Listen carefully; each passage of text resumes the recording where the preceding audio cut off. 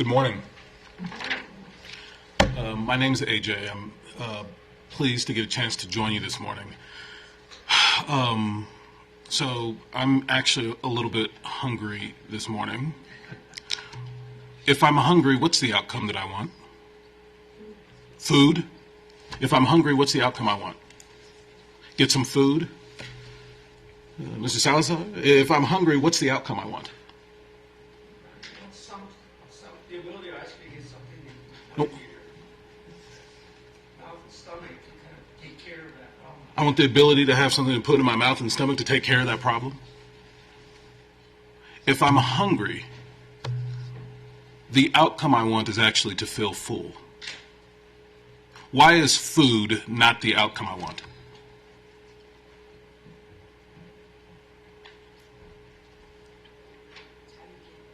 It's how you get there. It doesn't actually, it's not actually me being where I'm trying to go. It's not the actual outcome I want. It's actually an input that ideally, if we play our cards right, these inputs will get me to the outcome I want, but it's not actually the outcome I want. Why is having access to food not the outcome I want? If I'm hungry, the outcome I want is to feel full. Why is having access to food not the outcome I want?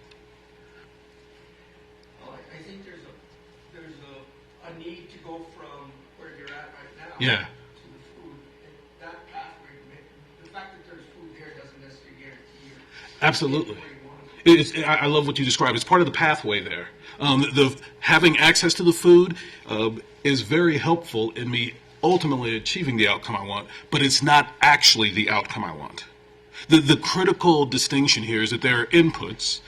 These are strategies, resources that we utilize with the hopes that they will eventually achieve a certain outcome. And then there's the actual outcome. If we think of it as a cycle, inputs would happen at the beginning of the cycle, and when do you know the outcomes? At the end. Yeah, when I actually feel full. So now the cycle is complete and I've achieved the outcome. We know inputs at the beginning. We know outcomes at the end.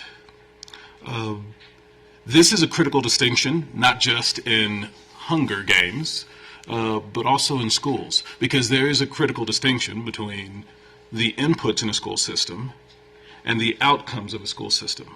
So when you think about some of the inputs in a school system, what are some of the things you think of? What are the things we know at the beginning of the school year? Yeah, we know that we want our students to learn to read, so what are some of the inputs that we use for that? Yeah, we've got books, they've got to get there, so we've got buses, somebody's got to teach them, so we've got teachers. These are all inputs. These are things that are knowable at the beginning of the cycle. And we try to be intentional about selecting them with the hope that if we have the right set of inputs, that it will help us get to the outcome we want. When we think about schools, what are the outcomes we want? Why do schools exist? We want a well-educated citizenry. Yeah. We can't be well-educated if we haven't had what you're saying, the inputs that help nourish that, Yeah. need.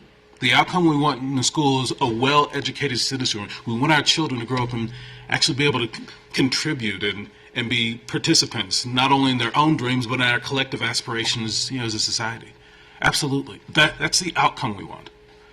And so I think about this idea of, maybe I've got a third grade classroom, and the outcome I want for all my third graders is I want them to feel full. So we're going away from my hunger now. We're talking about my third graders. The outcome I want for them is to feel full. And the strategy I'm going to use is a peanut butter jelly sandwich to try to get there. What are some of the inputs I need to implement this strategy? I need some bread. That would help. Jelly, peanut butter. We're not just going to reach in and paw out the peanut butter.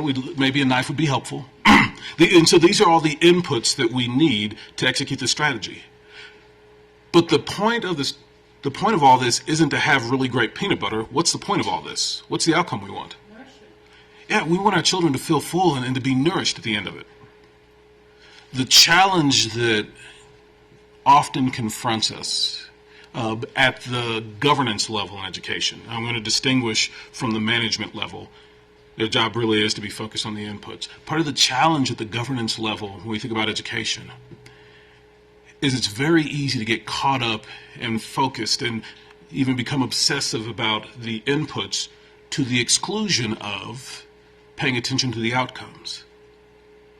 And so what I see as I travel around the country and visit and work with school boards, both in my own state professionally, but certainly across the nation, what I see is boards that are intensely focused on the inputs. And so you'll have conversations that will last multiple hours. And at the end of the conversation, they'll have described, we have this wonderfully organic peanut butter, and we have like free range grapes, or whatever the new thing is. And it's whole grain bread, but it's also gluten free. And we'll have spent hours meticulously debating the inputs. What we wouldn't have discussed are the outcomes.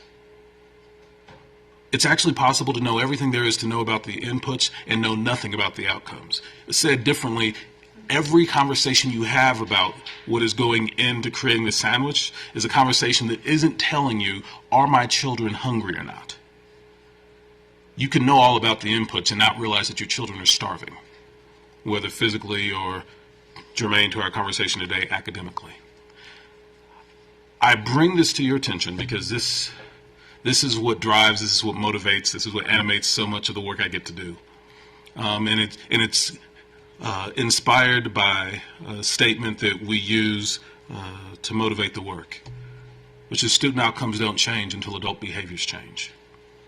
That student outcomes don't change until adult behaviors change. That if I want something amazing to happen in the outcomes for my students, that what's possible for them emerges from a willingness of me to begin to question and alter my adult behavior. One of the adult behaviors that I submit to you that is prevalent, and that, frankly, you play a role in its prevalence, is an obsession